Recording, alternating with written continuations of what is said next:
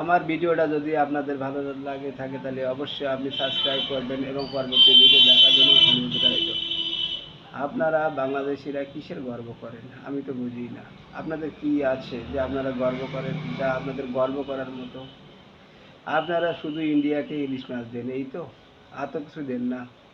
তো ইলিশ মাছ খাওয়ার জন্য ইন্ডিয়ান লোক আপনাদের জন্য বসে থাকে না। আপনি কল্পনা করতে পারবেন না ইন্ডিয়ায় এত পরিমাণে ইলিশ মাছ আছে যে এরা নিজেরা খেয়ে পারে না।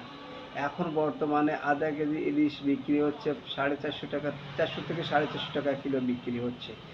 আপনি অনায়াসে মার্কেটে গেলে 400 থেকে 450 টাকা কিলো পেয়ে যাবেন আধা কেজির ইলিশ। আমি জানি না বাংলাদেশের অবস্থা এখনও আধা কেজি ইলিশ আপনাকে 450 টাকা 400 দেবে কিনা। যতদূর সম্ভব আমি জানি কমসে কম 900 থেকে 1000 টাকার ভিতরে আপনার কিনতে হবে 500 গ্রাম ইলিশ। তো আপনারা কখনো এই চিন্তা করবেন না যে ভারত আপনাদের কাছ থেকে ইলিশ খাওয়ার জন্য হা করে বসে আছে। এই ধরনের মনোভাব নিয়ে কখনো বসবেন না।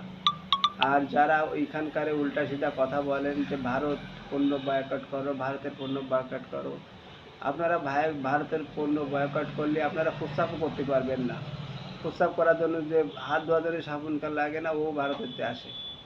আপনারাও এইভাবে করেন, ভারত বয়কট করেন, বয়কট করেন। শুধু আপনারা না, আপনারা তো আপনাদের ক্ষতি হচ্ছে, বরং জনগণের ক্ষতি করতেছেন। যারা এখন বর্তমানে 3 বেলা ভাত খায় তারা আগামী দিনে 3 বেলা ভাত ও 3 বেলা ভাত আমার মনে হয় না তারা 2 বেলা কি 1 বেলা খেতে পারবে কি না অসম্ভব। চাল ডাল তরি তরকারি এত পরিমাণে দাম বেড়ে গেছে। তাই গরিব মানুষকে বাঁচান। আপনারা শুধু রাজনীতি করেন না, রাজনীতি করে কোনো লাভ নাই। আপনারা গরিব মানুষ যদি বাঁচে তাহলে আপনাদের রাজনীতি বাঁচবে, আর যদি গরিব মানুষ না বাঁচে তা